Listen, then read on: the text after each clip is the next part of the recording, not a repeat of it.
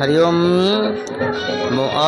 भगवते श्री आखंडलमणि देव प्रीति कामनया रथे आनंद एक बार हरि बोल ओंग वंदे देव उमापति सुरगुरंग वंदे जगत कारणं वंदे पर्णभूषण मृगधरं वंदे पशूनां पति वंदे सूर्य शशांक वर्णिनयनं वंदे मुकुंदा प्रियं वंदे भक्त जनाश्रयं च वरदं वंदे शिवं शंकरं सत्यं शिवं शंकरं भगवते आखंडलेवाय नमो नमः।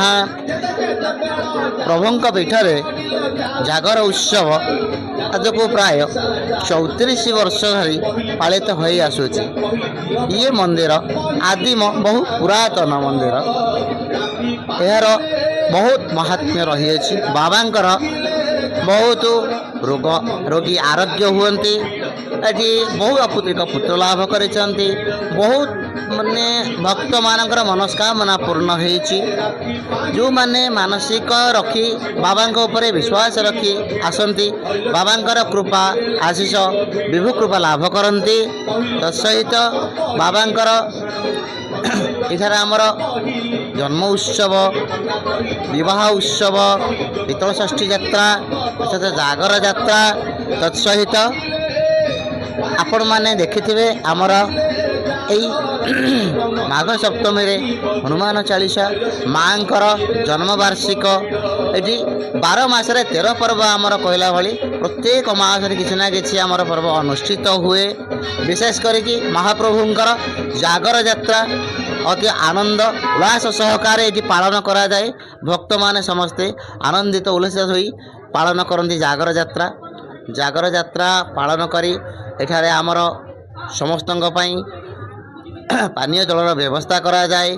जो माने कि जो जिते दूर दूरांतर भक्त मैंने आसी था समस्ते कई उपास जाती नहीं, समस्ते पानी जल पान करती, आनंद करती, मौज करती, उत्फुल्लित होई बाबांक विभु कृपा लाभ करके जिझा जिझार घर को प्रत्यावर्तन करती। ओम नमः शिवाय। मो ना सुशांत बिंधाणी।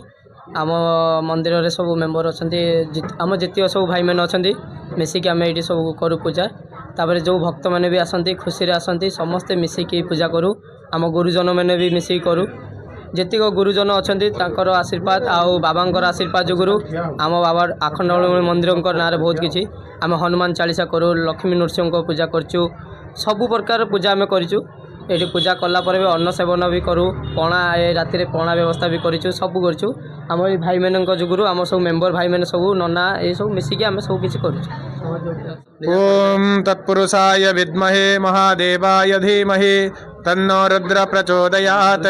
ओम सांब सदाशिव ईश्वराय बाबा आखंडलमणीश्वराय नमः। आमर ये आखंडलमणि बाबांकर मंदिर यूनिट 3 रे अवस्थित। एठारे बहुत प्रत्येक दिन बहुत लोकंकर समागम हुए। ये होउचंती डाकुआ देवता जे आखंडलमणिकर एते लीला जी थरे आसिकी तांको पाखरे कौनसी मानसिक करिछि ताहा प्रभु निश्चित भाव में पूरण करिसंती। तेणु ये मंदिर रे शिवरात्रि वर्षर थरे बहु आडंबर सहित पालन करा जाए। एथिरे हजार हजार भक्त माने सकाळठू पुणी राति महादीप उठिबा पर्यंत दर्शन करती, महादीप दर्शन करी जाती एवं सबु भक्त मानक पई पणा शरबत व्यवस्था करा जाए। समस्ते आनंद मनरे दर्शन करी भगवान आखंडलमणिकर कृपा लाभ करी पणा पी समस्ते आनंद मनरे घर को जाती।